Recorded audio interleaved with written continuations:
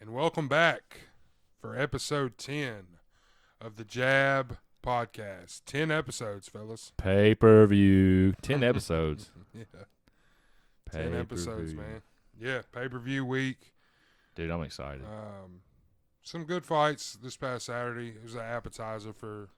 Not a real main event there. Yeah. Sakai, you let me down, you fuck. Man, so excited for this upcoming card. Pumped. It is stacked. Pumped. It's stacked. I don't feel like I sound pumped enough, but I'm fucking pumped. I'm fucking pumped. Let's go. Stacked. It's stacked from top Who to said bottom. suck it, Team Pulver?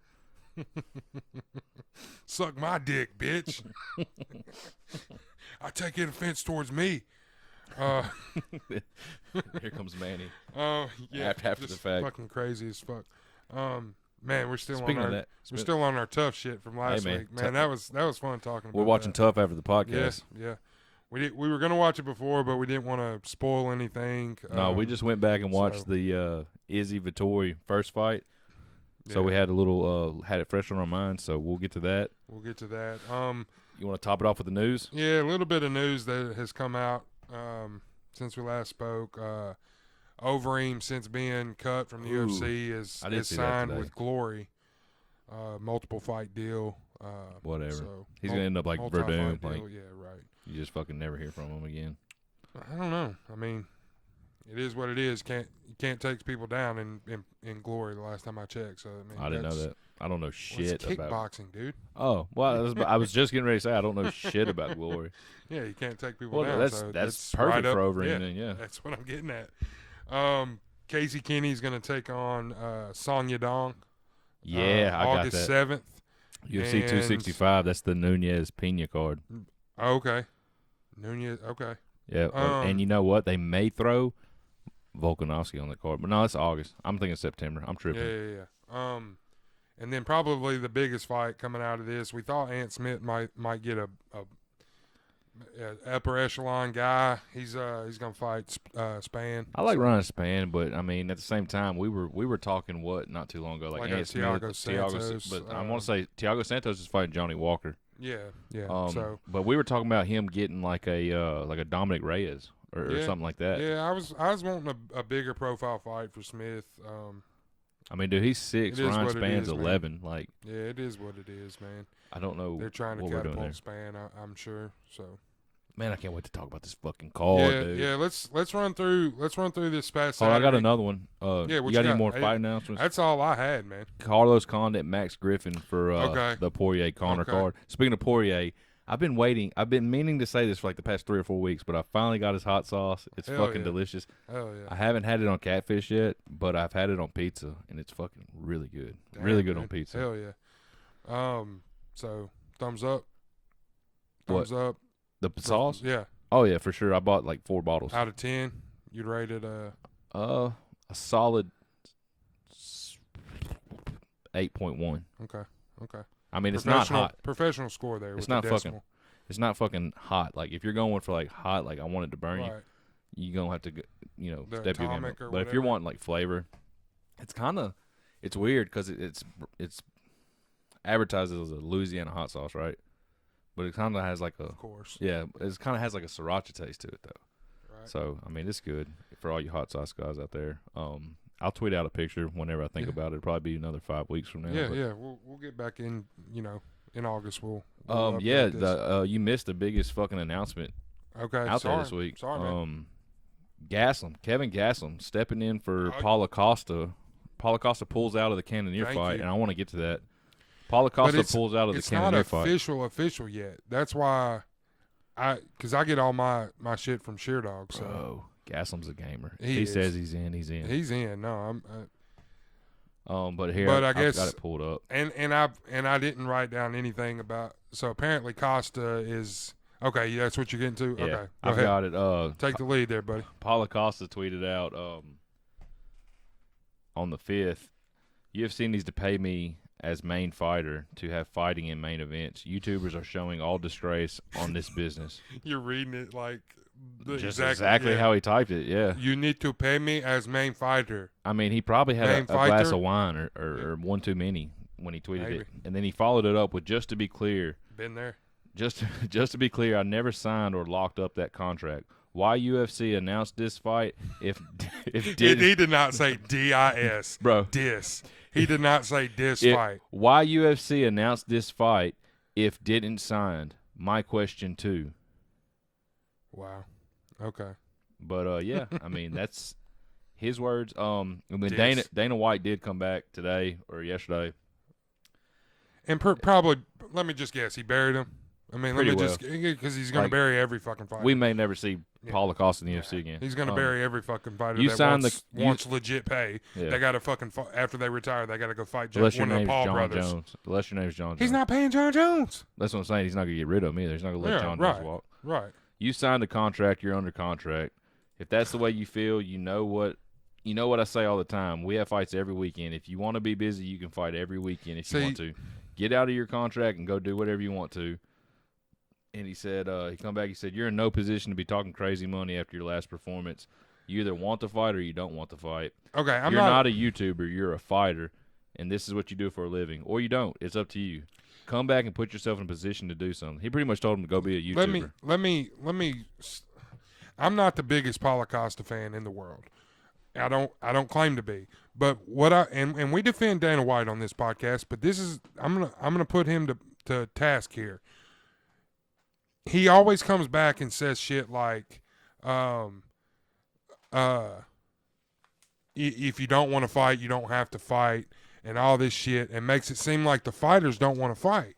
They want to get paid what they're worth, dude. Yeah, for sure. You know, and that's in any line of business. Absolutely. So for him to question Paulo Costa of wanting to fight and all this and that, I don't agree with it, but you know, it is what it is. I don't know. I wish I would have wrote some more down, but that was just my immediate thoughts. It's like, you know, and read the end part there about what he said. He pretty much told Costa like to go be a YouTuber. He said, you're in no position to be talking about crazy money. Over his last performance, like, what the fuck does that matter, man? I mean, he lost a fight to one of the greatest of middleweights of all time. Yeah. So it's like, why is that a knock against Paulo Costa? You're not not getting more money. Like, get the fuck out of here, dude. Paulo Costa deserves as much money as any fucking middleweight in the division. But I also do think I don't get that shit. I also do think Paulo Costa's a little bitch. Maybe. I mean, he talked about getting butt humped. He got butt hurt over getting butt humped after he got knocked the fuck out. And then after the fight, he comes out and says that I may or may not have had too much to drink and couldn't get a good night's rest before the fight. Like, dude, nobody wants to hear excuses from a professional fighter. Even you want to complain about your money, like something had to happen for whoever broke the news. Like the fight got signed or announced or something to where him and Cannonier agreed on it. Maybe right. It didn't get verbally signed. Agreed. Yeah. It was agreed upon because it got out. Yeah, you know the news got out. Don't happen. No. So, whatever. Like if you're gonna, same thing with like is to a different extent, but kind of the same as like the Diego Sanchez situation. You start putting information out there, like people are gonna run with it. Yeah. You know, and make their own accusations. Like Donald did, and so if you're starting to get cold feet towards a fight, like the UFC ain't gonna hesitate. They're gonna cut your ass off and replace you. Yeah, you're just a spoke on the wheel, man. Exactly. This UFC machine is gonna keep on fucking turning, no matter who you are. Nobody's bigger than the UFC, other than maybe. And at the Conor. same time, I'm with you on the whole thing. We take up for Dana on this podcast. But at the same time, like we got to call him out on his shit. No, we've said this from day one that they need to pay these guys. Yes, especially the big names. They've got to pay those guys. They've got to. I understand you got to pay your dues, and you got to these guys that have a handful of fights. I understand that. I'm not asking for equal fucking pay here, but my thing is like you said, man. These guys that are headlining fucking pay-per-views and selling. It's not all on these fighters to sell these fights. Maybe it is, maybe it isn't, but I feel like the machine of the UFC sells a lot of these fights. I mean, if your name's not Conor McGregor, like right, which maybe that's a argument against the fighters not being paid as much. These fights are going to sell no matter what. Maybe that's I digress. These fights are going to sell to guys like me and you. Right, but not the casual fans. Exactly. The casual fans, it's all on the fighters that make the drama, make the fucking, sell a fight. I think Dana is like turn the cold cheek, or what is it? Turn the cheek to Paulo Costa, because you remember last year when he was getting ready to fight Izzy. He was the fun he was the cool. Well, Dana fucking built that toy. shit up too. He's like, "This is your fight of the year. Yeah. This fight's gonna be amazing." He was the shiny toy. He goes out and lays a fucking egg against Izzy. Now, you shouldn't be talking like that again with your last performance. Yeah. That shit pisses me off, and I've never even came close to stepping foot in the octagon. You think how do you think something like that makes Costa feel? That's fucking bullshit. I mean, I get it from both sides. I really do, because I can't defend Dana here. But the way Costa acted after losing that fight, like getting butthurt over Israel fucking him in the ass, and then he was unsportsman. Yeah, it was definitely unsportsman. Yeah, but you see that everywhere. I mean, that's not Dana's fault that Israel act like that. Right. What's Dana gonna do about that? Slap him on the wrist? Yeah. But I mean, and then to come out after and said, I didn't have enough rest because I may or may not have had too much wine. I was a Tito fan back in the day, and when Tito started making excuses after every fight, I kind of I'm not a fan of that. It's not a good look. Yeah. I'm with you on that. I get both sides, and we'll see what happens, but let's get into Saturday, man. Let's we can go on and on about this shit. Let's get into it, hours, man. Dude. I've got the performances and the bonuses. Hit me with that, and then we'll get into Peleas and Levitt. Your performance of the night was Rosenstruck and Marston Tibura, and then your fight of the night, which if you watch the fight, you already know it, and if you didn't, it was surprise, man. Santiago Ponzinibbio and Miguel Beza. Yeah, Carmel Thunder. Fight of the year candidate contender. Yeah, for sure. Let's start off lightweight division. Claudio Peleas versus Jordan Levitt. Kind of surprising fight here. Levitt takes the first round. Everybody had Levitt. Yeah. Everybody was on Levitt. Yeah, everybody was on Levitt. 29-28 official scorecards for Peleas. 29-28 unanimous decision. I agree. 2 and 3 was definitely Peleas. Levitt come out strong in that first round. But he got much in his previous fights, he was the one controlling, and then you had the big slam against Matt Wyman. Right, and I think that's what everybody got caught up. Yeah, everybody got caught up. I would even throw myself in that. Me too, man. That was crazy. But yeah, Peleas showed his dominance in the later rounds, and got the rightful decision here. Move on to. Oh, we didn't mention we lost the Tom Breeze fight. Yeah, Tom Breeze, undisclosed injury. It's crazy. It never came out. Yeah. Like an hour before the card started. We have featherweight division, Sean Woodson versus Yusuf Zalal. Who'd you score this fight for? It was 1-1. It was tough. It was 1-1. It was a tough fight, man. In the moment, I think I scored it for Zalal, but I could definitely see the pace. Giving Woodson the nod. So just why he said that, I split decision, 29-28 all around. So they thought the same way we did. For what it's worth, two had it for Woodson, one had it for Zalal. Yeah, right. For what it's worth, Sheerdog had all three of their guys, Jay Petty, Tristan Critchfield, and Tyler Treese. They all scored it 29-28 for Woodson. We like those guys over at Sheerdog, so that's how they scored the fight. They score it in the moment. So not a terrible decision. Yeah. I personally scored it for Zalal, but I had Woodson picked on the pod last week, but I did have that fight score for Zalal, and so I wasn't too upset with it. So what, you gave him 1 and 2? And Zalal? Woodson won the third. Yeah, I think that's right. Yeah. I think that's right. This next fight was a bloodbath. Baby Shark. But yeah, Baby Shark, we love her, man. Thank you for stepping in. Yeah, she stepped in short notice. Dude, how do you say her name? Manon Farrow. Farrow. Yeah, she's French. Right. Farrow. How much of Holly Holm do you see in her? A lot. Even crazy. We watch the fights with my dad, and he's a casual, and he's a casual fan, and he goes, man, they need to put her in there with Holly Holm, and I'm like, why? Man, I see a lot in her. Completely different weight class. I'm like, yeah, man, it's a completely different weight class. But anyways, yeah, she looked great, man, as expected. The newcomer, Baby Shark, Tabitha Ritchie. She looked good when it opened it up, but yeah, you could she'll tell she'll get another shot. Yeah, man. you can tell she took the fight on short notice. And let's give Dana his credit for guys and gals that step in on short notice like this. He likes to bring them back and give them another fight. So definitely good on Dana. I'm sure we'll see Miss Ricci again, Baby Shark. So, but TKO in the second round. Not much else to say. Domination all the way for the first 8 minutes. 8 minutes. I'd say the first half of the first round was tight, and then you could kind of tell like Ferro was in fight shape and kind of starting to tee off.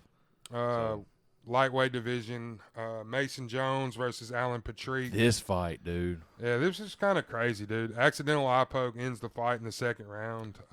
Patrick's a bitch. I wouldn't say that. No, I mean, it was a legitimate eye poke. Like, even Mason Jones said it when he did it, but still, like, Patrick was getting tagged. Yeah. This fight was starting to go. This was starting to – Jones was definitely – starting to find a rhythm. Right. He was definitely – getting the better of every exchange.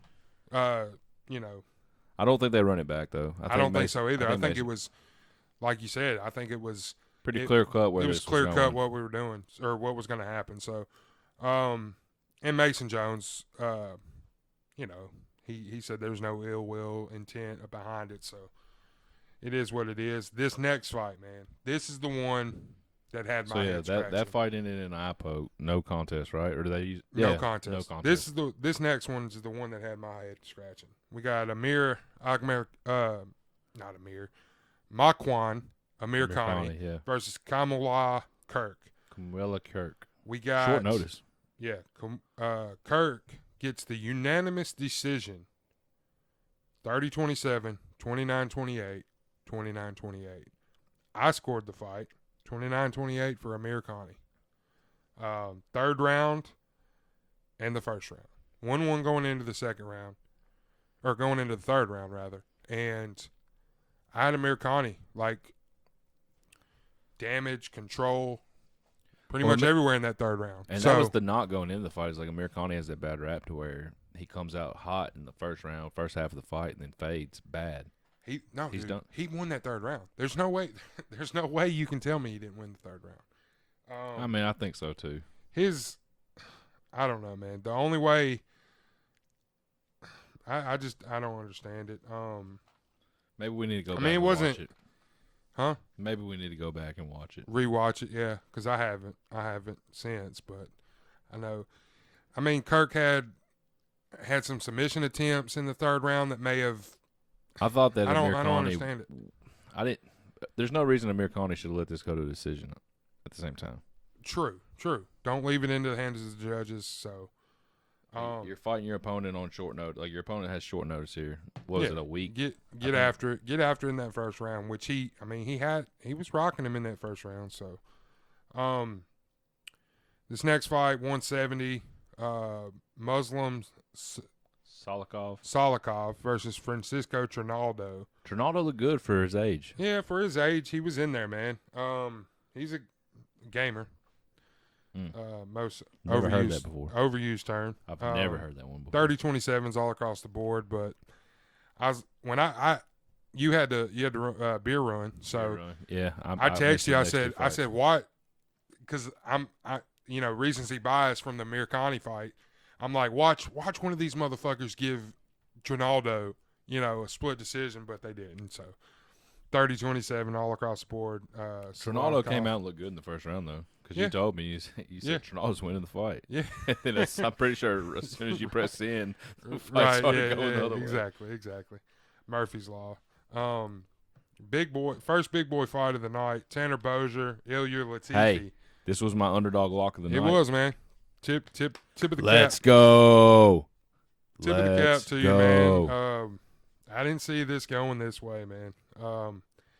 So, again, clear cut, 1-1 going into the third round on my card, and Latifi, in between rounds, like there's a cut on Latifi. So you think they may stop the fight, but they, Latifi. What was the eye poke? What was the eye poke? What round was the eye poke in? Second round. So there was a pause there. Right, and then I guess they resume, and then immediately go to the end of the second round. So they go into the third round. Doctors watch or examine it. Latifi says he can go, so we start the third round. He better fucking say he can go. Yeah, motherfucker, there was money on your name. I mean, how would you say Latifi won that third round? Just out pressured him?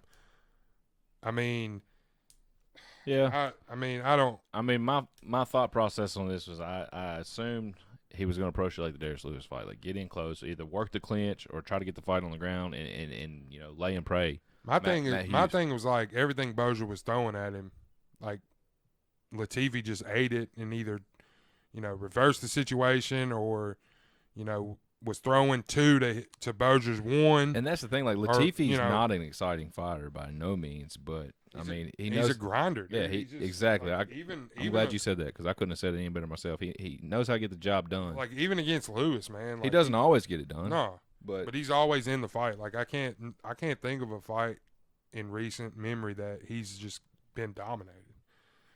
Maybe you can, prove me wrong there, but. Well, let's wrap up the prelims. The next fight, the flyweight girls. This got bumped to the main card. Oh, that is true. There's Tom Breeze. Yeah. So that was the prelim or featured prelim. So Montana De La Rosa versus Aaron. What was the? I'm sorry. What was the scorecards on the Latifi fight? Because it was split decision. 29-28 all across the board. So Latifi. Okay. But I scored it for Latifi. You did. Yeah. All right, so main card time. I'm sorry. Ariane Lipsky versus Montana De La Rosa. You had Lipsky in this fight. I had De La Rosa. I did, man. I was big. I was big wrong on De La Rosa looked fucking good. She did. Lipsky looked really bad too. Yeah, well. Great analysis, man. Great fucking analysis. The winner looked good. The loser looked bad. Next fight. Man, yeah. No, De La Rosa in the second round, ending sequence here. Climbs into mount. Sits up, elbows, punches. I thought there for a minute she was going to take her back and go for the rear naked, but and this got Montana into the top 15. She's at 15 now. Nice. Okay. She's Miranda Maverick's 14. Who's she getting ready to fight? Miranda Maverick. Is she getting ready to fight somebody? Macy Barber. Well, Macy Barber's 13. So there you go. Yeah. So. Second round TKO, De La Rosa. Excited to see what she goes from there. A bonus. Yeah, it was tough, man. I mean the two Tabura and Rosenstruck. I mean you can't not give it to Rosenstruck. And Tabura faced adversity in that fight. So yeah, I mean. Move on to the middleweight division. Dusko Todorovic versus Gregory Rodriguez. I'm calling fraud. Yeah, I'm calling fraud right now on Todorovic. Lost every round. Lost every fucking. Didn't he get stopped, or was it? No, it was a decision. Lost every round, dude. Okay, yeah. Lost every round on my card. This guy has got to learn to put his fucking hands up. I don't understand it. I thought he would learn that after the fucking Soriano fight, but he just. I don't understand if it's bad coaching or what, man. But I just didn't see the urgency. Man. No. I don't know if his corner's telling him, and it's not a lot you're winning. I don't know what it is. I'm not one to critique technique. Me neither. Technique, but I don't know shit. There's not a lot of technique in Todorovic's game. Like it's a bunch of fucking hooks, wild fucking haymakers from the side. Like, yeah, he might as well be a street fighter. Just fucking throw, man. That's it. He's got an old school mentality in a new school game. I don't know, man. I just stand and bang. Rodriguez got the better of the exchanges. He looked great. Every position, man. And you got to think like this was his UFC debut, so he was coming out there trying to prove a point, and he did just that. Mad props because he looked good. You ready? Fight of the night. Yeah, dude. This fight, dude. I call Ponzinibbio. Oh, yeah. That first round you were saying. Oh, dude. Oh god damn! Oh, dude, I thought Ponzinibbio was I will say washed this. up, dude. I did take Caramel Thunder. I took the Thunder. No wait, I can't say Thunder because Todorovic's nickname was Thunder. Did you catch that? No, I didn't. Yeah, dude, his nickname was Thunder. And they're on the same card. What are the and chances? they went over too. Damn. Yeah, man, this. Don't fight, tell me you hedged this shit. Yeah, I bet. I said on the podcast last week if Ponzi was plus money, take it, bet it. Yeah. So okay. I picked Beza in the picks. Put money, bet a unit on Ponzi, and just this fight, man, was crazy. man. Go out of your way and watch this fight. Take 15 minutes out of your time. I'm sure anybody listening to this podcast watch this fight. This is up. This will be up there. When this year ends. Is there any other fight of the year candidate you can think off the top of your head so far? Top of my head. That tops that fight. That tops that fight. Dang, man, put me on the spot here, dude. Because I can't. Well, it's because I can't. I mean, that's the only reason I ask. I mean, I'm sure there's probably one out there, but I mean, man, I'm sure there's got to be, man. We're what? There's got to be. There's got to be. It's just this is the freshest fight out there. Half the way to the end of the year.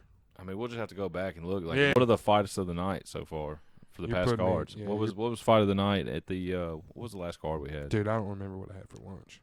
So, bro, yeah, I don't remember what I had 5 minutes ago. Beer probably. Yeah, that's a good guess. So Ponzinibbio, I mean, we're not gonna break it down here, but just, I mean, back and forth fight for 15 fucking minutes, dude. Ponzinibbio was getting tore up in that first round. Oh, he was. Those leg kicks Beza was hitting him with, I didn't think Ponzi was going to be able to come out and walk in the second round. And, dude, he just fucking kept pushing forward. The pressure was on, dude. Push. Third round gets here, these guys are fucking swinging for the fences. Yeah. That shit was like awesome. Point to the fucking ground. And you know, it was obvious, like, Ponzinibbio was getting the better exchanges in the second and third. Like, I had it 29-28. You know, first round, obviously Beza. Second and third, I had Ponzinibbio. I wasn't mad about it at all. And then, like, the post-fight interview, like, this guy's grade A, class 1, man. Just great guy, good guy to have. And he's back. I think he's back. He's back. He's way back. Roman Dolizzi versus Leonardo Staropoli. There's a little bit of a snooze fest in this fight. Yeah, a little bit. These guys were – well, this was the fight at the end of it. They didn't want to shake hands. They were flipping each other off or something. I don't remember. Yeah, like Staropoli or Staropoli, however you say his name. He was, like, kind of pissed that he just got laid on for 3 rounds. I guess he said something to Dolizzi, and Dolizzi was like, do something about it, you know, get me off of you. But Dolizzi's not the – he's not an exciting fighter. Hard to – it's like – I'll use a wrestling analogy here. You know, like in WrestleManias when, you know, Undertaker and Shawn Michaels have their classics, right? Then what you have to follow that, right? So it's normally some Divas fucking, you know, battle royale. I see what you're saying. Shit, you know? I see what you're saying. It's, yeah, you know, this is probably, if you take this, you know, and just watch that. This fight should have been. This is probably a decent fight. Take this fight and put it on the undercard. Yeah, man. Like I was, you know, I was jacked after that Ponzi fight. You know? This is what they should have done. They should have had this fight on the undercard and moved Mason Jones, Alan Patrick to the main card, because at least those guys were throwing. Like, go get fucking dude's job. Fucking matchmaker. Yeah, matchmaker. Do you think matchmakers build the card, or you think they have like a specific person to be like a card builder? That's a good question, man. Tweet Dana. He'll get back to you. Yeah, I bet Jordan Levitt didn't, but Dana will. Oh, I forgot to tell you. No, I'm just kidding. Oh, I forgot to tell you, man. All right. I should just make up some BS story how he got the fucking monkey kicking him. Yeah, I mean, like, who's going to go fucking fact check? Yeah. Walt Harris versus He was Marcin raised Tybura. by monkeys. He was somebody in the else. jungle, the mighty jungle. The lion sleeps tonight. And somebody else had the nickname Tarzan, so the next best thing I could think of was the Monkey King. Not to be confused with the Tiger King. Shit. Bad joke. Ba-doom boom. Walt Harris, Marcin Tybura. Man, Tybura is. Thought the fight was done. Yeah, man. What? I thought Walt Harris had him for a minute. Oh, yeah. He had him in the first house. I ain't gonna lie. in the first half of the round. Yeah, I mean, that's all it was a round. I mean, it was around 4 minutes. 4 minutes 6 seconds. Ground and pound. Yeah, I was set in. I was ready for this fight to be drug out. You know, you got exactly out of Walt Harris what you thought you were going to get. Yeah, you got 2 minutes of fucking. I pose this question: Is he done? No, dude. There's fights you can make with Walt Harris. Like I said last week, Greg Hardy, sign me up. Sign me up. Sign me up for Greg's next fight. Who's he got? Bam Bam. Tuivasa. Oh, shit, yeah. I knew that. Tuivasa is going to fucking murder him. Murder him. I don't know. I want to see the size. We could look it up. I feel like Greg Hardy towers over Ty. Maybe I'm wrong. He might, but I don't give a fuck. I watch Walt Harris, Greg Hardy. I mean, I will, but I'm just saying. There's other fights out there. I mean, it's heavyweight, dude. If you get him to the ground, he's a fish out of water, dude. Tibura. Dude, bad. Tibura just fucking. That'd be like putting me on the ground with Damian Maya, dude. Just this Walt Harris in any situation. Yeah. I mean, Marcin Tibura is not a fucking. At all. Like ground That's guy. No. But he just beat Greg Hardy. He just beat Greg Hardy, and he just beat Walt Harris in the same fashion, except Greg Hardy didn't almost stop the fight. Walt Harris had him in trouble. Yeah, big trouble. And he faced adversity. So, do you have the rankings up? What did Tibura go up to, and what did Rosenstruck go up to? That's a good question. Vice versa. Walt Harris and Sakai. Rosenstruck's sitting at 6. There's no arrow, so I'm assuming he was already at 6. 6. Yeah. Run through it. Ngannou's your champ. If you didn't know, Francis Ngannou is the baddest motherfucker. Holy shit! So he won. He won the rematch. Yeah. Holy shit! Didn't know that. You got Stipe 1, 2 is the Black Beast Derek Lewis, 3 Cyril Gane. Okay. 4 Curtis Blades, 5 Volkov, 6 Rosenstruck. Volkov's getting ready to fight Cyril Gane. Cyril Gane, yeah. And then so they do this shit all the fucking Shamal time. Abdurrahika. Shamal Abdurrahimov. He's fighting Dacus. And then Marcin Tibura is at 8. He moved up 3 spots. And Sakai is at 9, but it don't show him dropping any. So Walt Harris, did he drop out? Walt Harris is 11. He dropped down 3. Okay. So yeah, Walt Harris, Sakai. Why not? Okay. Let's get into it. Dude, it's fucking heavyweight. Yeah, you can match up. You can pick a number. You could lose 5 straight and still have a job in the UFC. They need you, bro. So, Jairzinho Rosenstruck knocks out Augusta Sakai. Buzzer beater. Yeah. What was 459. Okay, I was about to say, was it really 459 was the officially? Dude, this first 4 minutes of this fight, I'm looking at you. I'm like, dude, Rosenstruck's he's done. He's like, dude, I'm out on Rosenstruck. Yeah, I was done. I was like, that's dude, how I felt after the last fight. That's part of the reason I took Sakai. But he's a counter puncher, but at the same time, you have to fucking punch. Yeah. Like you have to have a dance partner when you're in there. You have to have a dance partner. Sakai wasn't giving him shit either, so it wasn't all on Rosenstruck. I mean. But I was just like, man, here we fucking go again. Here's this fucking Gane. Sakai was throwing leg kicks, but they're like the slowest leg kicks ever. I was like, here's the fucking Gane fight, and then bam, the rest is history. So, I don't know where you go from here. Have we seen Rosenstruck Blades? I think Blades is like the coin flip here. No, I mean like, have they fought? Oh, here I can tell you. I'm not 100% certain, but I'm on it. I mean, I don't know what you do with Rosenstruck. You don't give him a title shot. Hell no. I mean, I know Black Beast is getting it, but I mean, you got Black Beast, you got Cyril Gane, and I'd still keep Curtis Blades above his ass too. No, you've never seen a Curtis Blades fight. That's the fight. You think so? Yeah. Give me Curtis Blades. Yeah. Oh, absolutely. He takes it. Yeah, because he takes him down, and he don't do shit to him. He couldn't get Derek Lewis down. All right, you ready? UFC. Who'd you say Abdurrahimov is fighting? Chris Dacus, bro. Chris Dacus. Oh, dude, let's just fucking put Tom Aspinall and Rosenstruck in the fucking cage together. All right, guys, that's been it for episode 10. We'll see you guys next week, man. You don't just want to throw Tom Aspinall in the fire? Tom Aspinall versus who? Rosenstruck. Man, it's putting the rocket on. Why'd you say that was it for episode 10? I was just bullshitting. Oh, I thought you said I thought that you said that because I brought it up. No, I was just bullshitting. Like, there's not a big elephant in the room of the fucking This card coming up. this card, dude. Who'd you take in a fight between Jairzinho, Rosenstruck, and Tom Aspinall right now? Like, they're getting ready to fight in an hour. Who are you taking? Aspinall. Me too. God. Me too. I know that's Homer of me. I know it is. But that's what. See, that's the thing is, like, Aspinall's going to get in your face and put it on you, and that's the kind of fight Rosenstruck wants. Rosenstruck has lethal fucking power, though. Yeah. Lethal power. You can't take that away from him.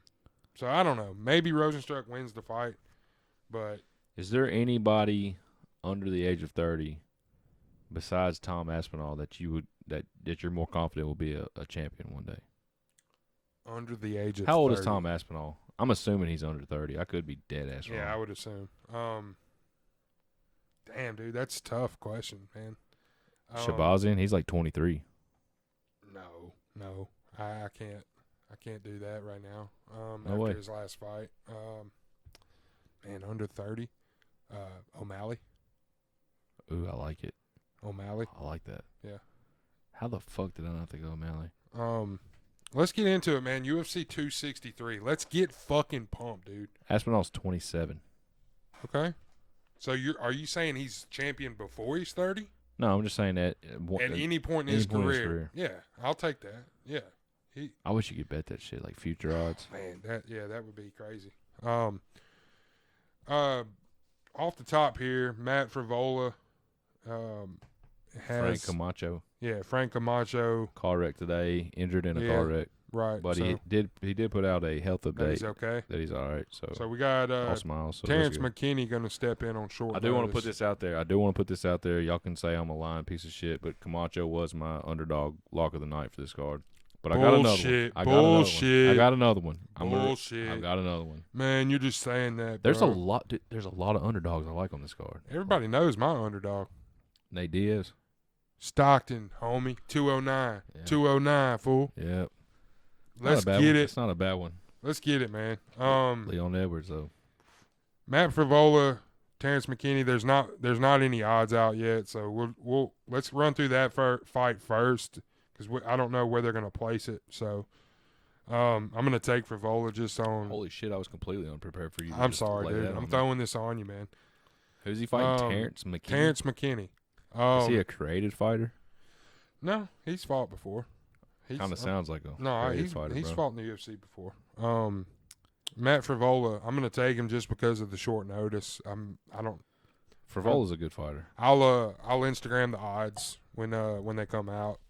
Tapology don't even have this fight on there. Yeah, bro. Tapology doesn't have the fight on the Where are on you the getting it card from? yet. What? Who's your source? Sheer Dog. Oh, Yeah, okay, it's the very top. I see it. Yeah. So I had on Frivola that he was 8-2-1,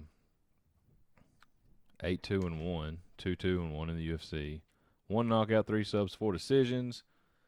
2-1 in his last 3, all decisions. I don't know, man. yeah, well, Whatever. don't. I'm taking Frivola. Right. Don't bet it. Don't bet it. I'm Stay away from I'm it. sure the fucking odds are ridiculous. Man, that's great analysis. Don't know shit about McKinney, but Yeah, I don't know shit. I don't know shit about McKinney. Carlos Felipe, first fight of the night versus Jake Collier.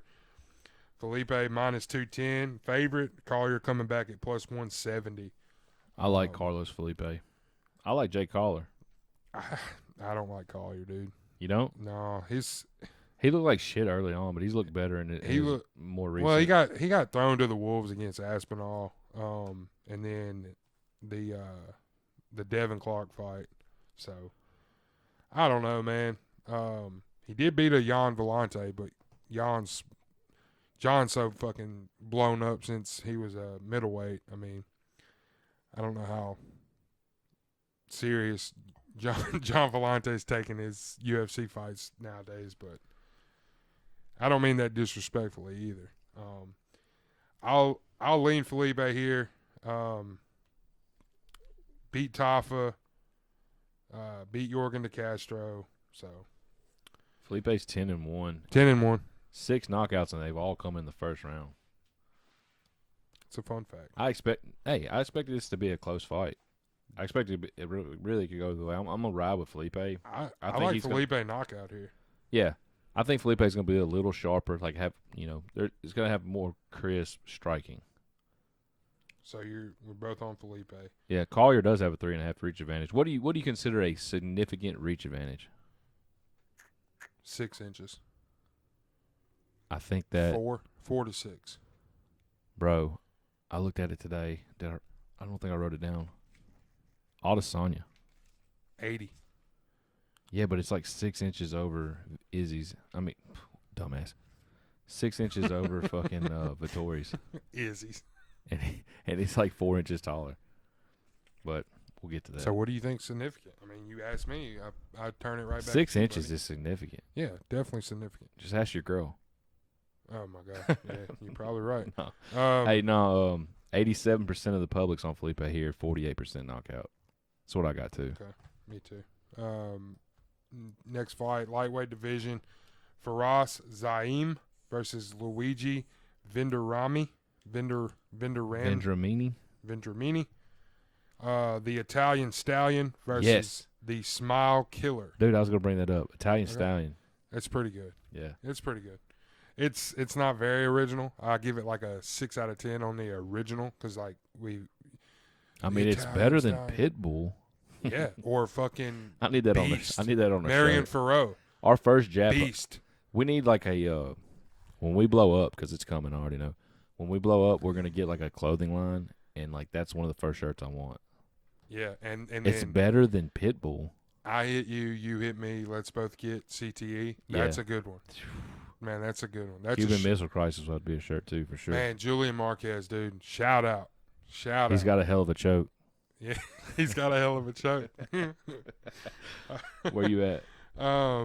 Shit, man. What's the odds on this fight? Lightweight. Zaim is minus 120. Luigi coming back at they're both minus money, minus 105. Okay. So it's an even fight. These are on Tapology. Zareem's 11-3, 1. I'm gonna go with Luigi.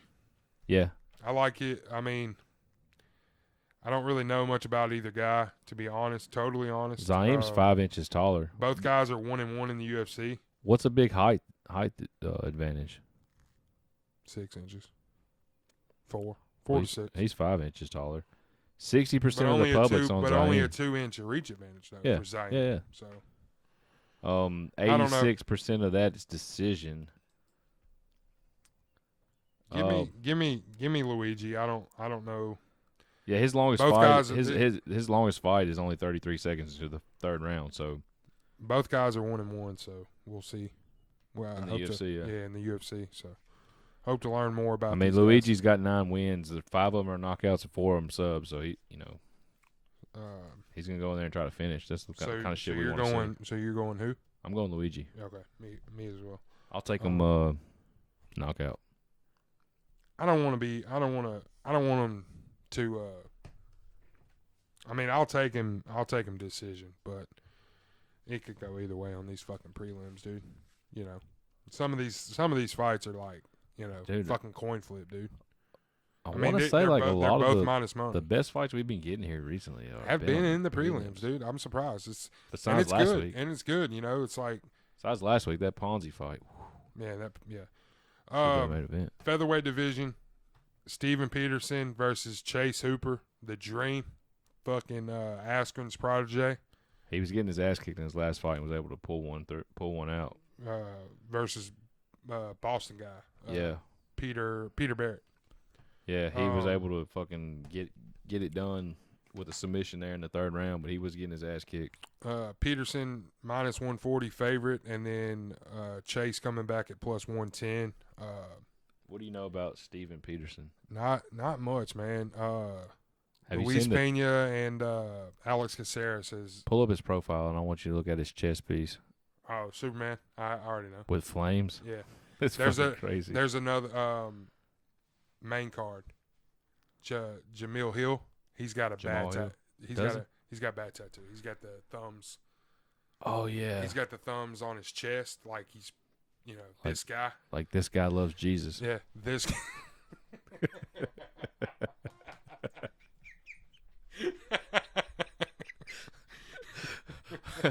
Oh shit! I didn't know you was. I didn't know you was coming with that. Shit, man. Peterson's 2-3 in his last 5. 2-3 in the UFC. 2-3 in the UFC. Martin Bravo spinning back fist in his last fight. That's what everybody's gonna remember. So that was a year and 8 months ago. So he's working on 2-year layoff.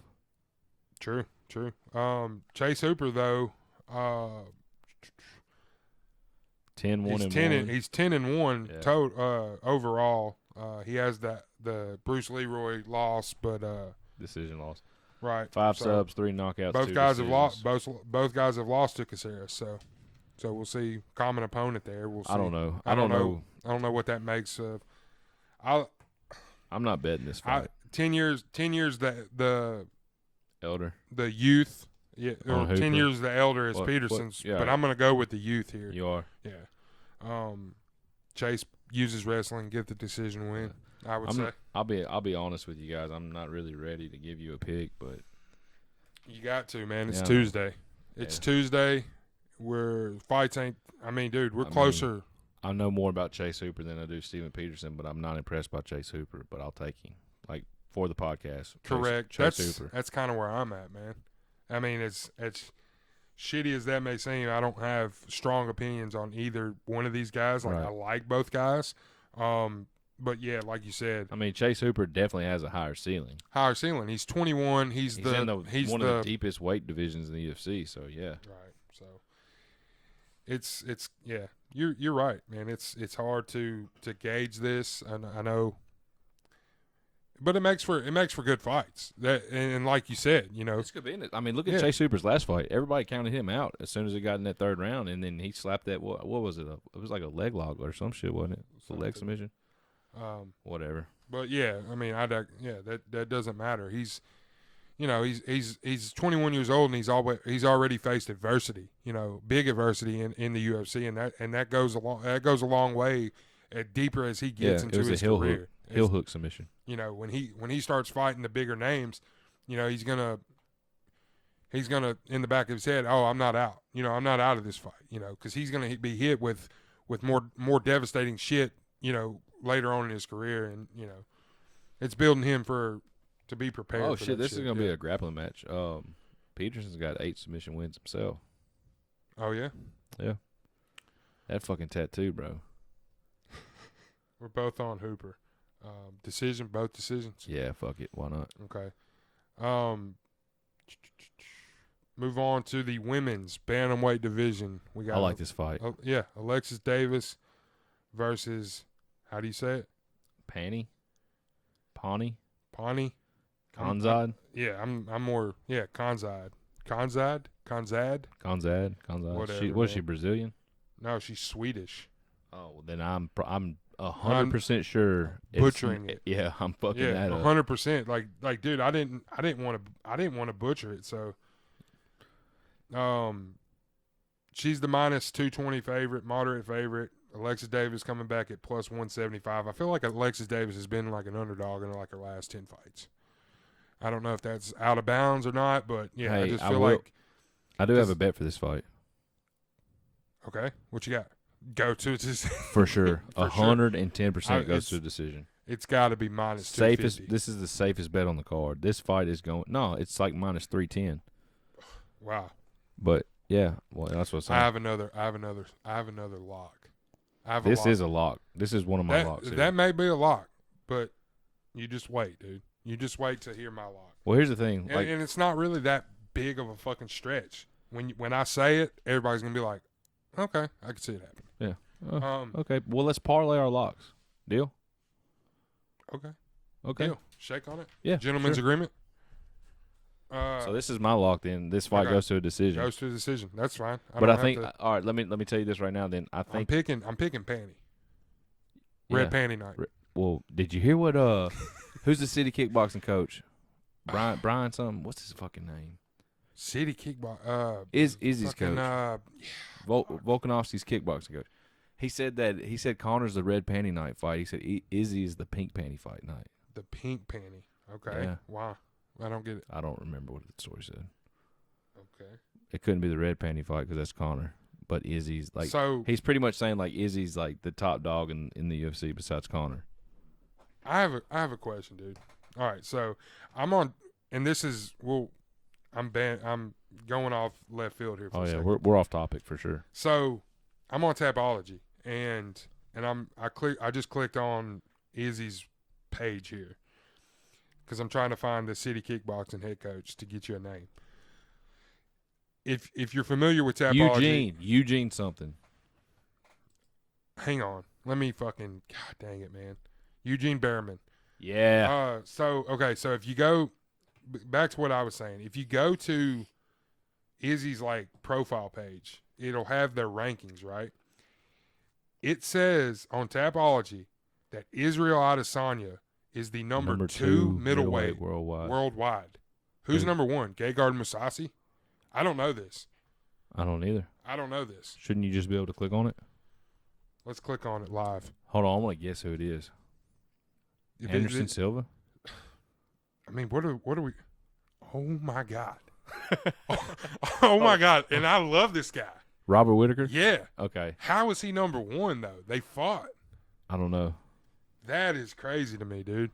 I don't know. That is fucking wild to me. But yeah, that makes sense. Like, who else would it be? Nobody. I mean, it's supposed to be easy, right? Right. It's easy. Like it is. They easy. fought. They fucking have fought. Like that. Not only have they fought, like Izzy stopped him. Yeah. Anyways, man. Anyway, let's get back on track here. Panty, Kazad, Alexis Davis. This is bantamweight fight. Alexis Davis looked really good. Everybody's counting her out. Against Sabina Mazo. Yeah. She fucking ground and pounded her. No, it was a decision, but she controlled the fight. Right, she controlled the fight start to finish. So yeah, like I said, safe bet here. Decision all the way. Kazad's got 11 out of her 14 wins are decision. Alexis Davis 10 out of her 20 are decision. So who are you taking? I'm picking Panty. Yeah, I'm picking 5.14 significant strikes she lands per minute, and Alexis Davis absorbs 4.18. And Panty, we're saying Panty. Panty, I'm sure it's Pawnee or some Panee or whatever. Anyway, Kazad's takedown defense is 83%. Put some respect on my name. Give me a fucking reason. Colby Covington. So you're with me? Yeah, 82% of the public's on Kazad, 92% decision. Fucking hammer the fight goes to a decision or whatever. I'm sure the fucking over 2.5 rounds has better odds than fight goes to a decision. So yeah, whatever. Yeah, hammer whichever you hammer it all both ways. Max bet this shit. Sean is all in on it. If you lose, he'll just send him your losing ticket. Send me your Venmo, aka Cash App, and I'll refund you. He'll fucking refund loss. You. If it doesn't go to decision. Featherweight.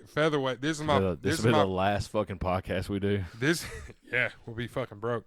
So if you're looking, the Figgy and Moreno fight, the Edwards Diaz fight, may be the more popular picks for fight of the night. This next fight could win it. Really? Hakeem Dawodu versus Mean Hakeem Dawodu versus Movsar Evoli. Did I fucking nail it? Evlov? I would say Evlov, but I'm probably wrong. Yeah, Evlov. There's a V on the end. So I was pretty proud of how I pronounced the first name. You did very well, sir. Movsar. Movsar. Okay. No, it's probably Movsar. 14-0. He is a -250 favorite from Russia. He's 4-0 in the UFC, and they're all decisions. Versus 12-1 and 1, plus 200 underdog in Dawodu. This fight. Mean Hakeem lost his UFC debut, and I'm going to chalk that up to jitters because he ain't looked back since. He's improved so much. He's looked great in every fight, every facet. This is going to be a fun fight. This is. I'm going with Hakeem to give. I like it. I like the value. Plus 200. I think it's a very close fight. I think 10 times. They fight 10 times. I think it's 5-5.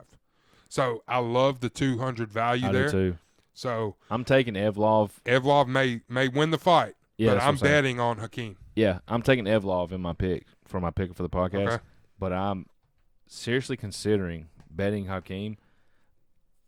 I'm probably gonna wait till fight night though, because I think the odds will go in his favor. I think maybe it may not change at all. So the only thing I can think of, because everybody like Nick Lentz is like the fighter's fighter, and I mean he won a split decision against Nick Lentz.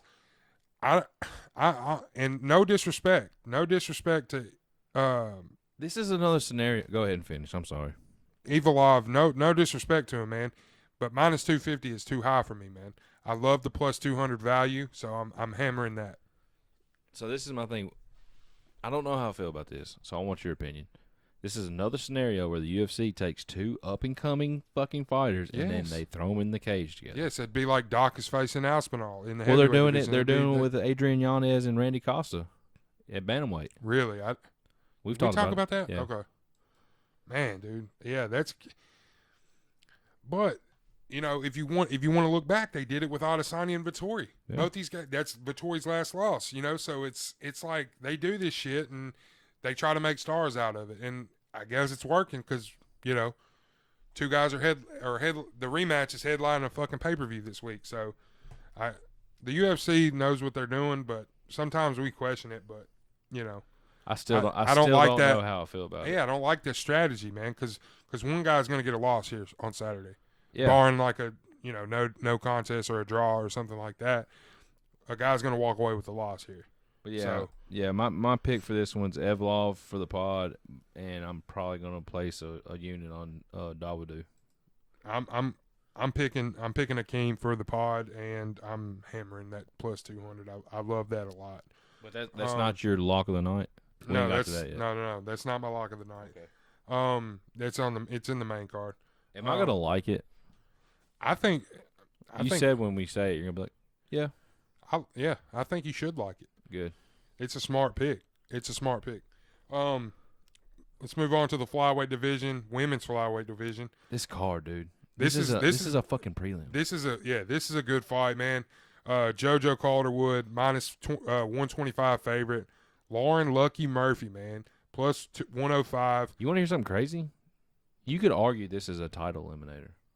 Very well could, man. Has Lauren fought Valentina? No, Calderwood was scheduled to fight Valentina, and then Valentina had a withdrawal. Yes, and Calderwood chose to fight. Was it Jennifer Maia? And she lost. And then Maia got the title shot. And then she lost. Yeah, but she was supposed to fight Shevchenko. She beat Jessica Eye in her last fight. And then, so she's 3-2 in her last fight. She lost to Chikagian as well. Yeah. Both women have wins over Andrea Lee, who looked great in her last fight. Neither one of these women have ever been knocked out. Really, I mean JoJo's tough as fuck. Lauren Murphy is tough as fuck. This is gonna be a scrap, dude. This is gonna be a fucking scrap. My heart. Because I mean, JoJo goes back to fucking tough. You know the where they crowned or no, she was with. Fuck what fucking. Okay, she was with Carla and Rose. That was her season. She fought at 115, I believe. So I think you're right. Yeah, she has a place in my heart, dude. I love Lauren Murphy as well. Don't get me wrong.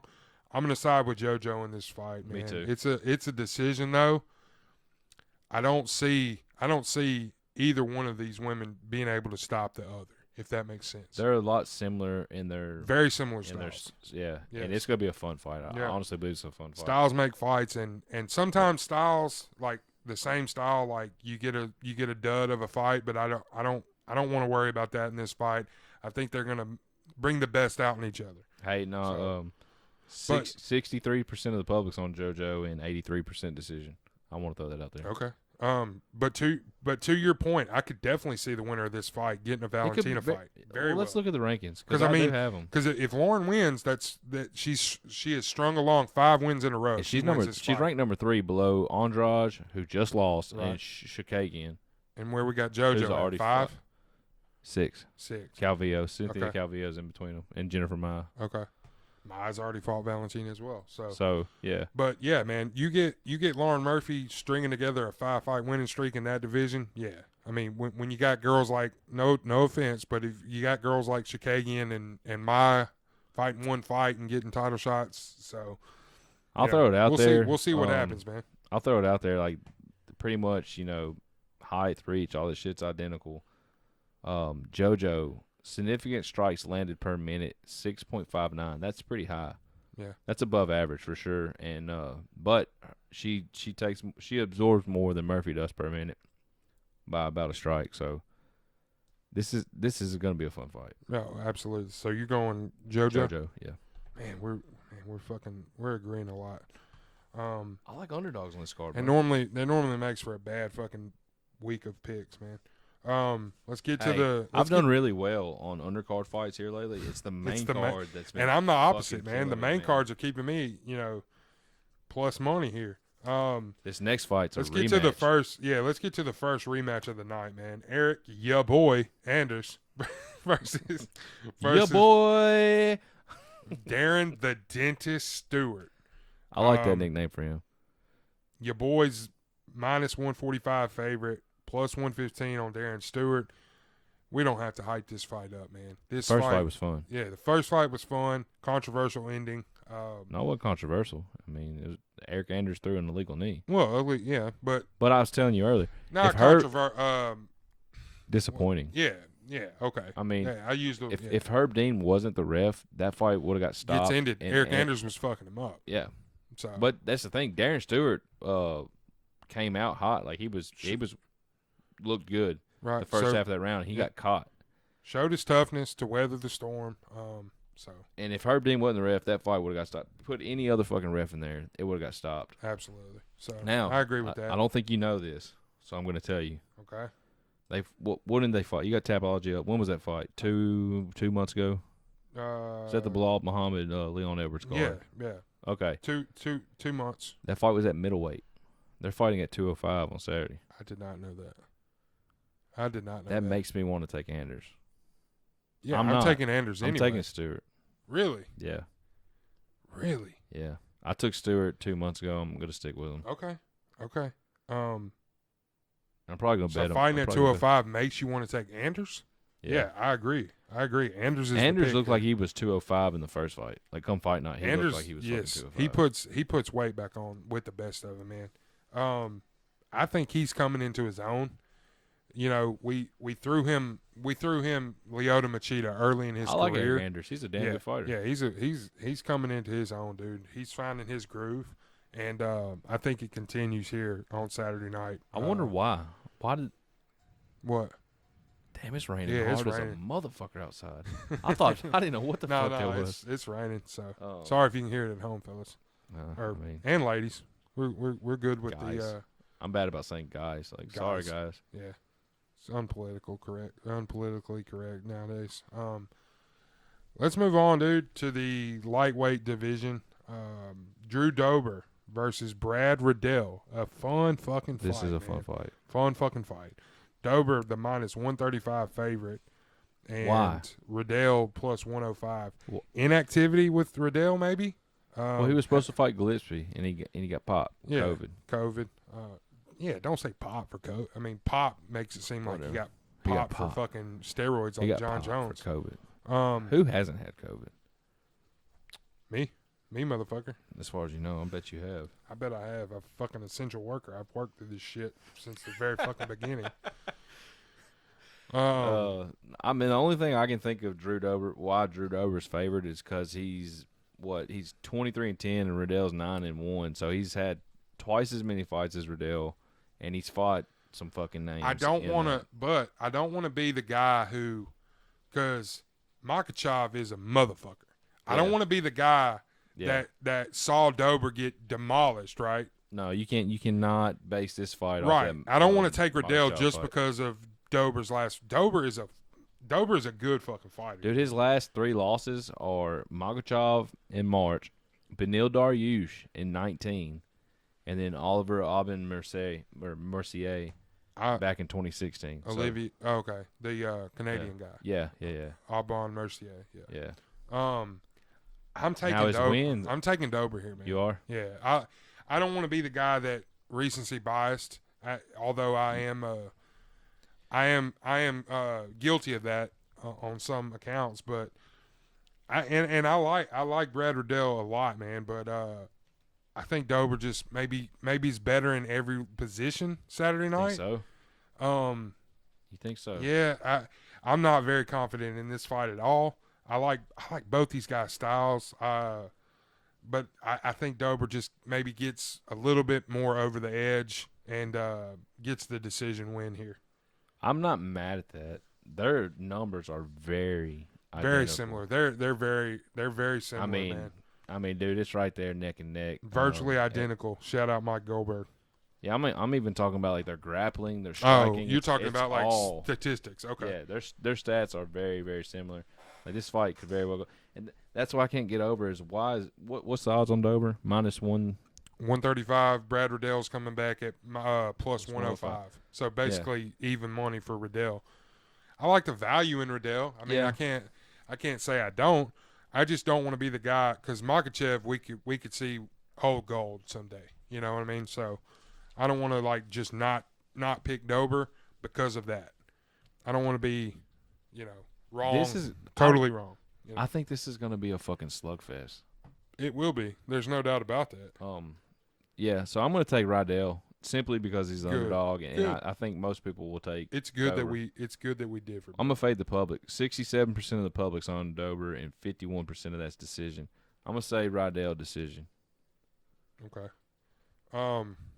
So that wraps it up for the prelims, man. That's a fucking fight night card in itself. I mean those prelims are better than last week's card total.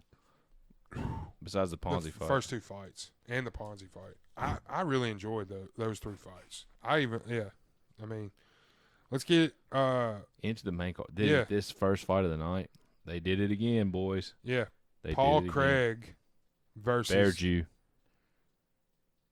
Bear Jew. Nice. It's unique. Yeah. In its own right. He's got a jaw of a bear. This motherfucker's 14. Or Bear Jew. Bear Jew.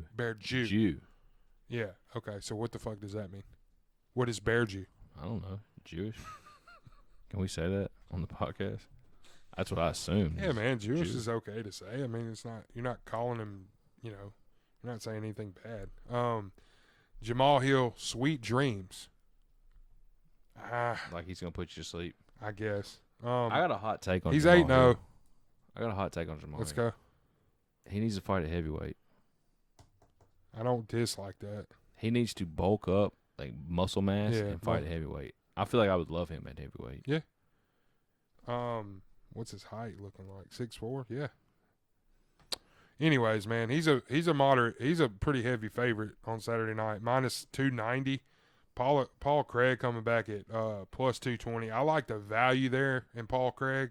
Yeah. Paul Craig by submission, which let me say it. He's 14-4, 12 subs, 2 knockouts. None of his wins have ever come. Paul Craig's just hoping not to be oil checked in this fight. The only decision he's ever been to was a draw. What? You remember Shogun oil checked him in his last fight? Oil check. Yeah, stuck his finger up his ass. What? Yes. You don't remember that? In his last fight? Yes. The fight he won. Yes. Because they fought twice. Yeah, and Rogan asked him about it. Shogun oil checked him? Yeah. Yeah. Craig's got Who him. Who was it that just came out and was talking about doing that shit? Connor? Talking about Khabib? I don't remember. I was sticking my finger in your ass or some shit. I don't remember that. And you liked it. That's what he said. I was sticking my finger in your ass and you liked it. Motherfucker. But yeah, like they like Rogan asked him about that on national TV because I think that Shogun fight was like on ESPN or some shit, and yeah, it was fucking funny. Paul Craig was like, "Oh yeah, you saw that, huh? Oh yeah, motherfucker, yeah, oh yeah, you saw that? Oh yeah, like fuck that guy, yeah." So, anyways, man, I like the value there in Craig. He's a massive fucking human being, Craig, so I think he can. And Jamal Hill's never seen a ground game like he's going to get to. Yeah, if it gets to the ground. If it gets to the ground. Yeah, it's look out. It could be over. But Jamal Hill's got that pop. Jamal Hill's got that power. Man, I don't want to go underdog heavy. I'll pick Hill. Thank you. Sprinkle some money line maybe on Craig. Just money line on Craig. Yeah, but no, I'll put it on sub because I feel like if he wins, it's going to be plus sub. 440. Yeah, sub I like is that. plus 440. I like that. But official pick, I'm picking Hill as far as like, you know. Hill, I saw something today. These guys have been talking mad shit at each other on Twitter. I like it. Because the fight, okay, so the fight got canceled back whenever it was, I don't know when it was originally scheduled. Jamal Hill got COVID. And you can't talk shit to somebody. Paul Craig because said, they got COVID. But that's what Paul Craig did. You think it's a fake positive? He said, what the fuck he said Jamal Hill pulled from the fight because he got COVID. Well, Jamal Hill took offense to it. Yeah, like, I mean, what do you want him to do? Like, have, like, fucking fight, like, with COVID? Like, Jamal Hill said he was, like, coughing up blood and shit. Like, yeah, dude. Like, pitcher for the Red Sox, Eduardo Rodriguez is, like, fucking life-threatening. Like, this isn't. But Jamal Hill comes back and says, "You've never seen my ground game." Like, he thinks he's better on the ground than Paul Craig is. No way. He said, "I'm going to put your lights out. Sweet dreams. Sweet dreams are made." This guy loves Jesus. So. Oh, my God. All right, let's move on, bro. To my lock. I'm taking Paul Craig. If you're taking Hill, I'm going to take Craig. Okay, I'm taking Hill. I'm taking – oh, this is main card? Yeah, this is I'm taking Craig, submission in the first round. Hill, decision. No. Yeah. Dude, he's going to fucking try to knock him out. No way it goes to decision. Okay, Hill knockout. You talked me out of it. Hill knockout. These guys are – dude, and I tell you what, I can't wait for the face-off this fight. Yeah. The face-off on Friday is going to be intense. All of these fights, dude. You don't – It's like fucking in the woods, dude. It's gonna be intense. Oh, my God. Edwards Diaz fucking face-off, dude. Anyways, let's get to my lock of the night, dude. Oh, shit. No, you didn't. Yeah. Damian Maia will submit Bilal Muhammad. 43-year-old Damian Maia? I don't give a fuck. What are the odds? FanDuel that shit. Well, just give me the odds on. I'm on it right now. The odds of Maia winning the fight is plus 190. Okay, well, I was talking about by submission. Yeah, no, I know, but dude, my thing with Muhammad is I wear my sunglasses inside. Every time you see them motherfuckers he's wearing sunglasses. And I know it's a stick, and it's a cool stick, and I like Bilal Muhammad, dude. But you can't tell me if this fight gets to the fucking ground. Yikes. And it's got to get there. It's got to get there for this to happen. You say the same thing about the last fight, though. Right. It's got to get there, dude. It's got to get there. But FanDuel has odds on that Frivola McKinney fight. Did you say that? What you got? Frivola's minus 290 opening. McKinney plus 225. Okay. I won't touch it. I won't touch it either just because I don't know. Yeah, but so what you got? What you got for submission? Damian Maia. Getting there. Okay. Why? What are you basing your theory off of there? Like why is that your lock? Why is that my lock? Because we've never seen Bilal Muhammad tested. Edwards maybe. Okay. I want to pull up Bilal Muhammad's resume too while I'm doing this. I mean, he's 18-3, dude. Like he's 18-3. He's finally getting the respect he deserves. Right. He's been in the game a long time, dude. Fought in. Holy shit! Plus 420. I'm putting money on it, dude. I mean, that's the favorite. I mean, my by points is plus 600 and by KO is plus 1400. So yeah. The favorite though is Bilal by points. Yeah, Bilal's been in the UFC since 2016, dude. Like, he's fought everybody. Alan Jouban, Vicente Luque, Jeff Neal are his losses, and then, of course, he's fought everybody. Leon Edwards is his loss, too. I mean, that was...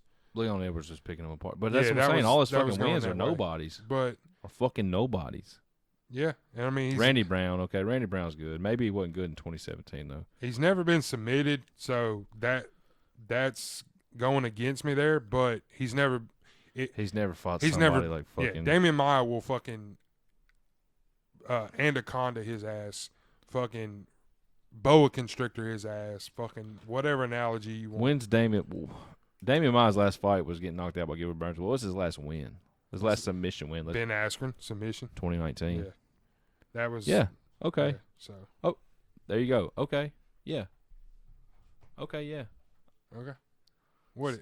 I mean. That's what you said. You said when we get to my lock of the night, you'll be like, okay. Okay. Yeah. I mean, I get it. Yeah. You can't tell me it's a bad pick. He's got to have the most submissions in the UFC. Maybe him and Charlie Olives. Yeah, you're probably right.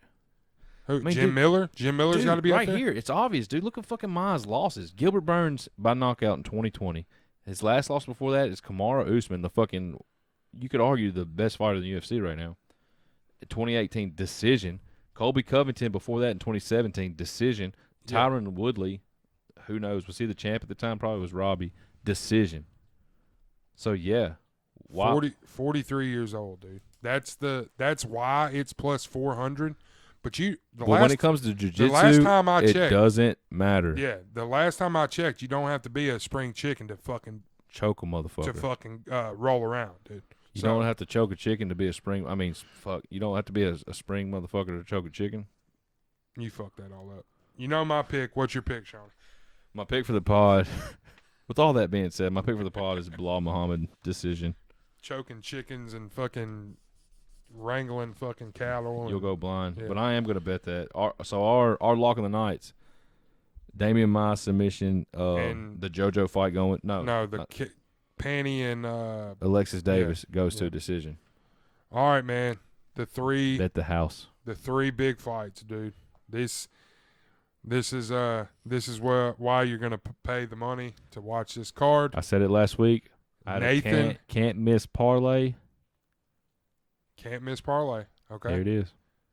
This is when it starts. Yeah. Okay. Next three fights. So Edwards, Figgy, and Izzy. Can't miss. That's what you're picking. I know that's what you're picking. Nathan Diaz.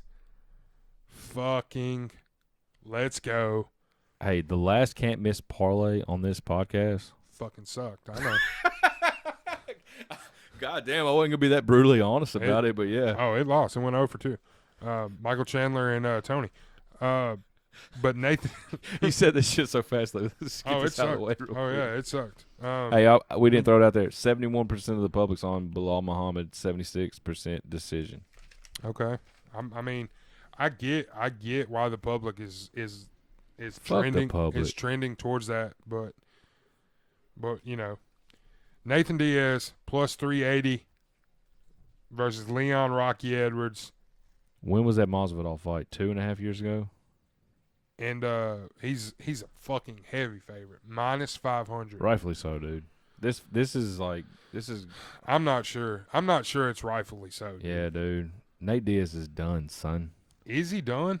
Yeah, he's fun. He's fun. Nate Diaz is, goddamn it, the top 5 fun fighter to watch. Like, gotta watch him.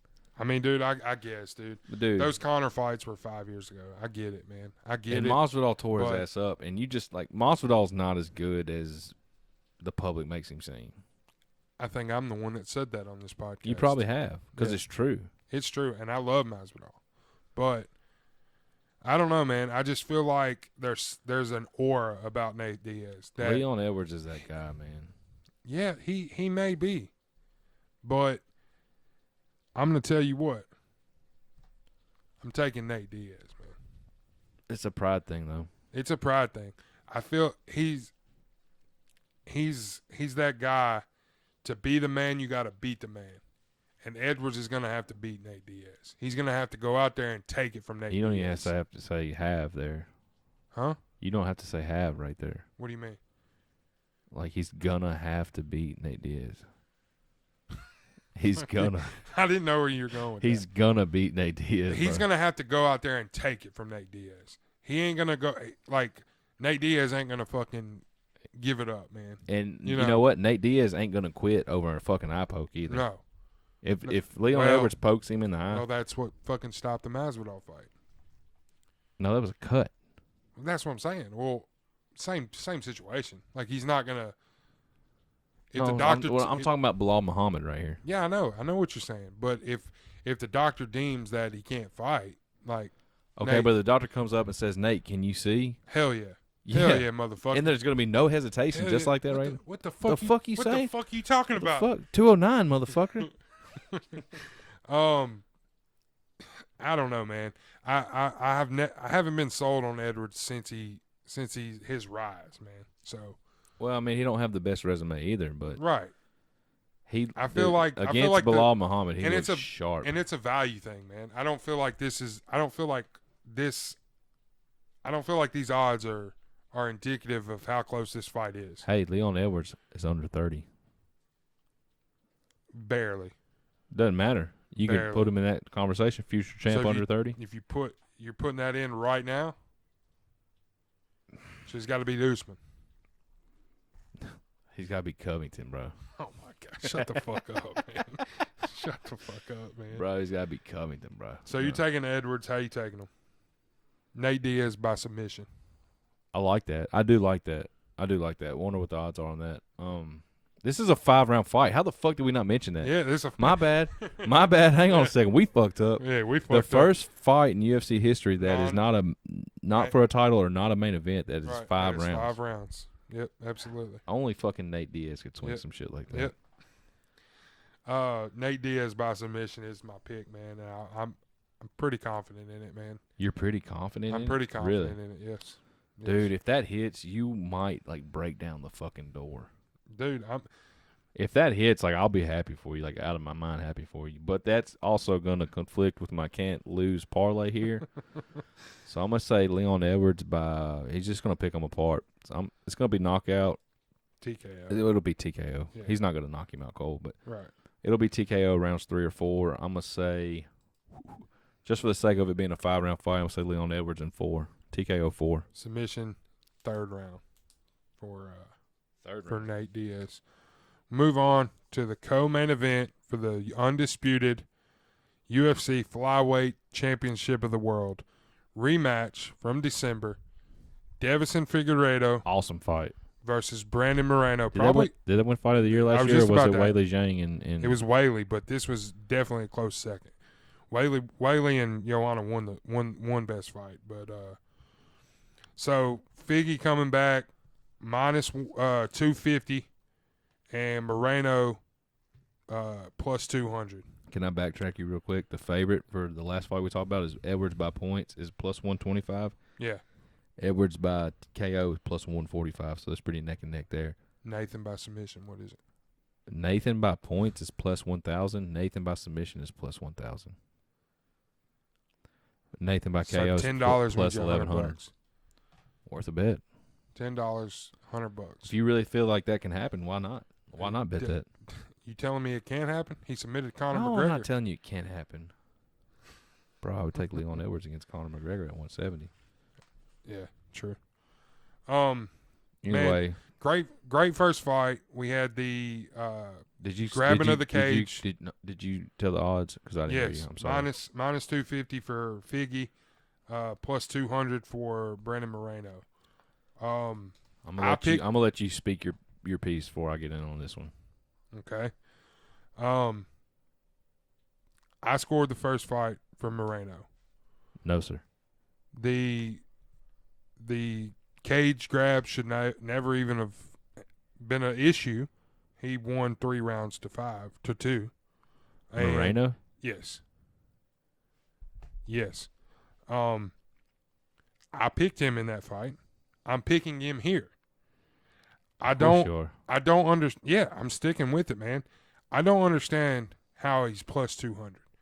That fight. I will say that I do like the value on how and me taking how I scored the first fight out of the equation. It was a close fight. All right. It was a very fucking close. Do you remember this though? That fight got booked on less than a month's notice because Figgy fought Alex Perez in November. Right. They stayed in Vegas for 2 or 3 weeks and they ran it back then because Moreno had the controversial stoppage to the Royval fight. So there was a title fight that fell off that December card. It was Amanda Nunes or maybe you're right. Hold on. But I feel like they booked this fight.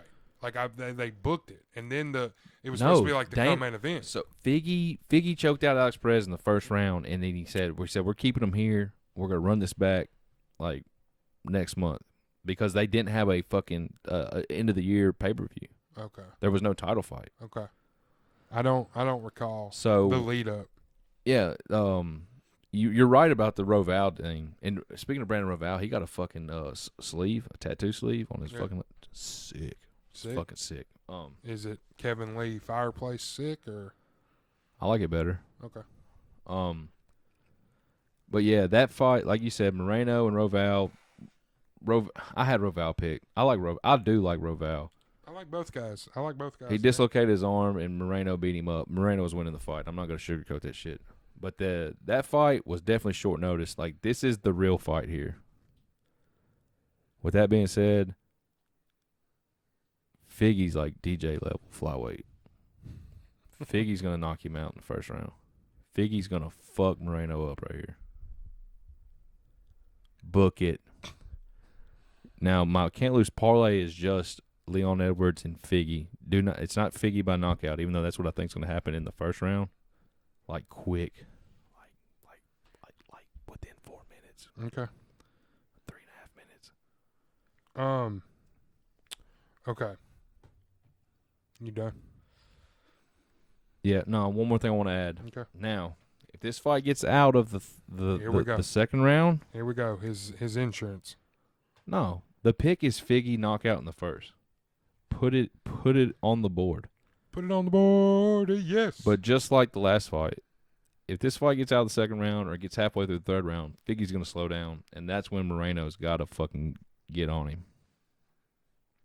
This is your fight of the night, too. Yeah, I think so. I say that's your fight of the night. If this fight gets out of the first round, it's your fight of the night. Right. It could be your performance of the night. Damn. All right. Figgy in the first. Bloodbath. So, let's see here. Main event time: Israel Adesanya versus Marvin Vettori. Adesanya. I know. I like saying it. That's the right way to say it. Minus 260 for Izzy, plus 200 for Marvin. Oh, we didn't talk about the live interview in last week's. Yeah, they fucking hate each other, man. God dang, they hate each other. And we watched the first fight before we started recording. 29-28 Izzy. Yeah, for sure.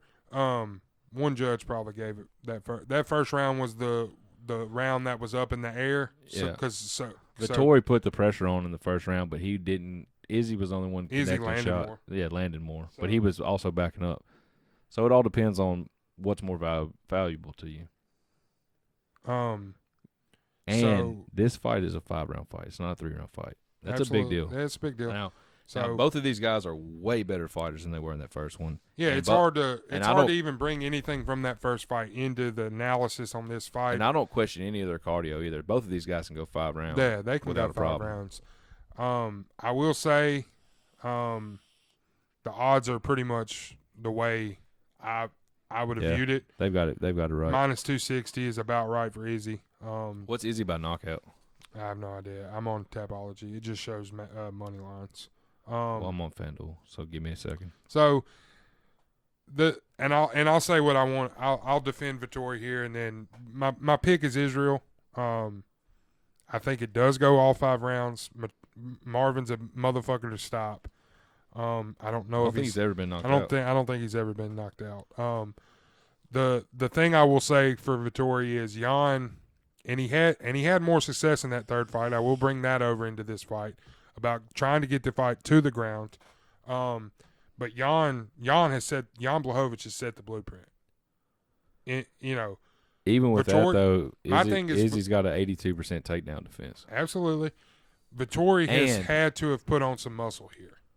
Well, that's the thing. To keep Izzy down when he gets him down. When Izzy fought Jan, is that light heavyweight, obviously. Right. Izzy weighed in at 200. He probably weighed 200 on fight night, too. Jan probably got up to 225. Exactly. Right. You're right. So, my thing is, can Vettori get to 200 come Saturday night? Vittori's a solid middleweight, man. Yeah, he's a thick guy. Yeah, he's a thick guy. So, like, my thing is, like, he's had to have worked on when he gets Izzy down to keep him down. Because that's his path to victory. I don't think that's – I mean, like you said, Jan set the blueprint on that. Even if Jan's heavier, like, Izzy's not the hardest guy to keep down. That's the only thing I can – that's the only way I can see Vettori. I think it would be harder for Vettori to get Izzy down than it will be to keep him down. Correct. But if this fight stays standing, Izzy picks him apart. That's my take. Plus 180. Knockout? Not the value I was hoping for, but I understand it's still why. Plus money. Vettori by points, though. If you think Vettori's going to win this fight, it's plus 420. He's not – I don't think he's knocking Izzy out. He could submit him, but I don't think so. Izzy by decision. Izzy by decision is my pick. Plus 180. No. Plus 180 is knockout. Izzy by decision is the favorite, plus 155. Okay. I feel like that's what's going to happen. These guys hate each other. You just said that. It's a grudge match, man. And Izzy's going to try to fuck this guy up. And I don't know if he will, but I'm going to take Izzy knockout. And I'm going to, if I had to pick a round, man, 4 sounding good, but I just took that in the Edwards fight. Dude, I don't know. When him and Costa fought, I had Izzy KO 4, and he came out there and obliterated Costa. Yeah. So fuck it. I'm a blueprint the Costa. Fuck the blueprint from Jan to beat Izzy. I'm a blueprint Costa. KO in the second round for Izzy here. I like it. I like it. I was safe there. I didn't want to go with the knockout there, but I like it, man. Like I'm said, so fucking pumped, dude. These guys fucking hate each other. I've had this fight card circled since fucking it got announced, dude. I'm so excited. So let me ask you a question. Vittori wins. Like I tell you, I'm from the future. Vittori beats Izzy here. Immediate rematch. No. How in your mind? How do you see that happen? Like, if you know Vittori beats, I mentioned it. It keeps lay and pray. No, not lay and pray. Like using like a DC style, like a ground and pound. That's because I don't see him. You know how these championship fights are, though. They're not like Vittori's going to have to do damage to get them to stop the fight. Right. I don't see him winning any of the exchanges on the feet. No way. Hell no. I don't. I can't name you. That's you. Not to take anything away from Marvin. That's just putting praise on Izzy. If Robert Whitaker can't outstrike Izzy, you think fucking Marvin Vittori is? Dude, there's not a fighter in the UFC that can outstrike Izzy on the feet. No, I don't believe that. I don't believe there's a fighter. I think Whitaker would be the guy.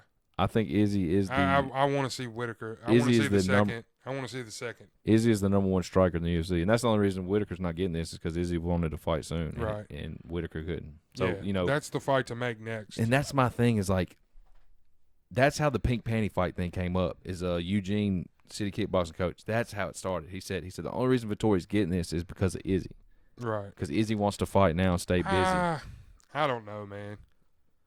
I don't want to say Vittori didn't earn it, but I mean he's in the right place at the right time. He's still behind Whitaker though, and he's still. I'm sure he's behind.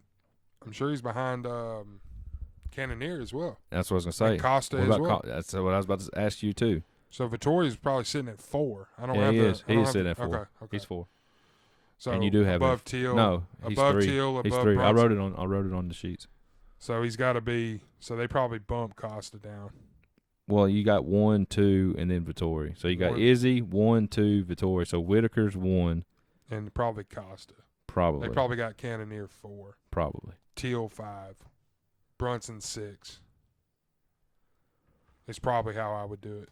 Maybe Brunson above Teal. But anyways, man, so fucking pumped for this. Dude. This is can't lose parlay. It's not a parlay you're gonna win a lot of money on. You're gonna have to like bet. It's probably like $20 will probably win $20. It's gonna be yeah, dude. Yeah, because you got the minus 500 in there too. Yeah, it's more than that now. It's like 650 for Leon. 650. Yeah. Holy shit! It opened at 500. No, it was 500 on Tapology. Like look on FanDuel. Fuck FanDuel. 650. Damn. God dang, man. So yeah, that's I mean, crazy. If dude. you want to, that's if you crazy. want like if you're reaching here, then you're gonna have to mix in some methods. Yeah. But I mean the can't lose parlay is chalk as shit. But Edwards, Figgy, Adesanya, and the way I've been picking main cards, I would not tell you to follow me, but can't lose for sure. All right, just to run through mine again, my lock is Damian Maia by submission. I really like that. I really like the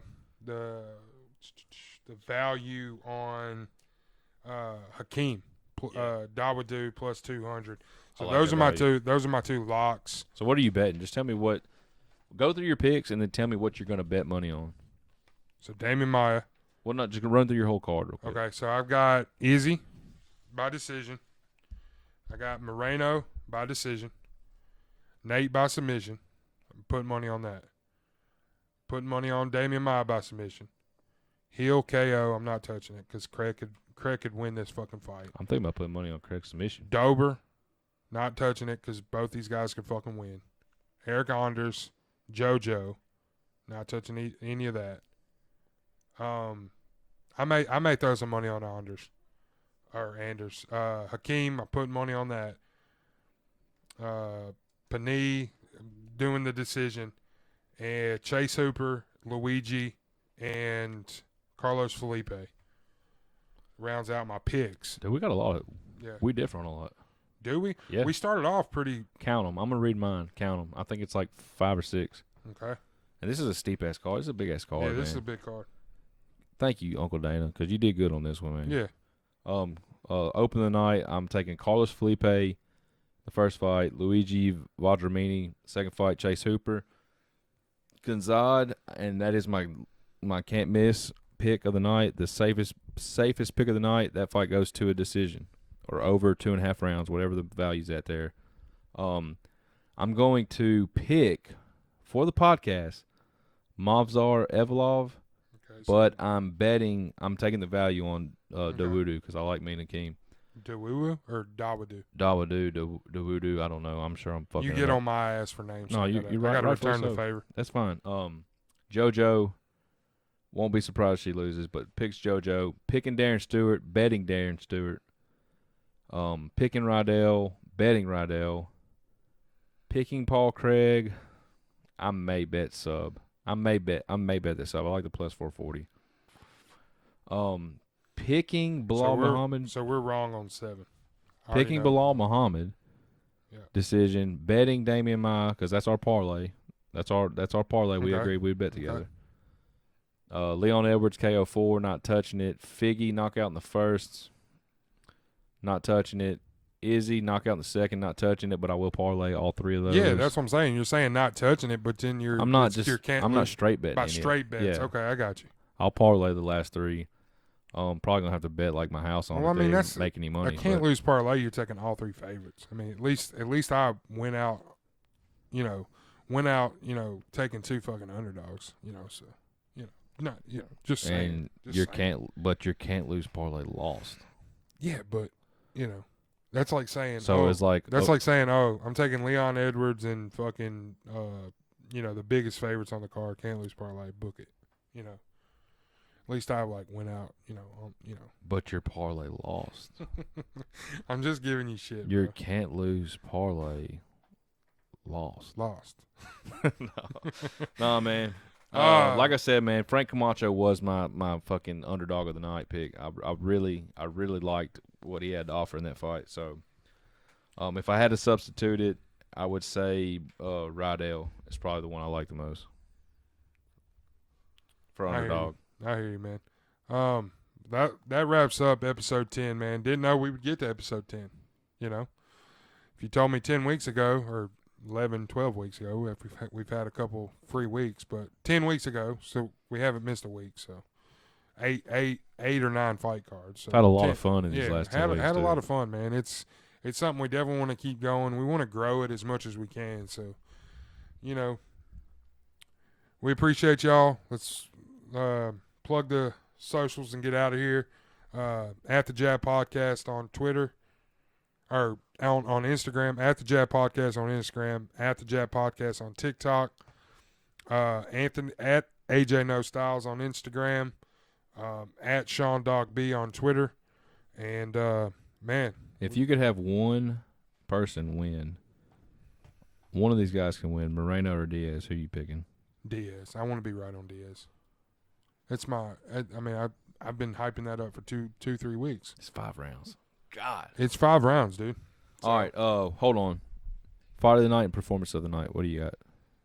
I'm gonna go fight of the night. I said the Hakeem fight, but that's the sneaky fight of the night. We could be talking about that, but I'm gonna go Figgy and Moreno. Performances of the night will be Nathan Diaz and Maia, 2 submissions. Normally performance of the night goes to knockouts. 2 submissions are gonna surprise the fucking MMA world this weekend. All right. I like that. What you got? What you got? Performance tonight. I'm taking. Fuck. Fight of the night's Edwards Diaz.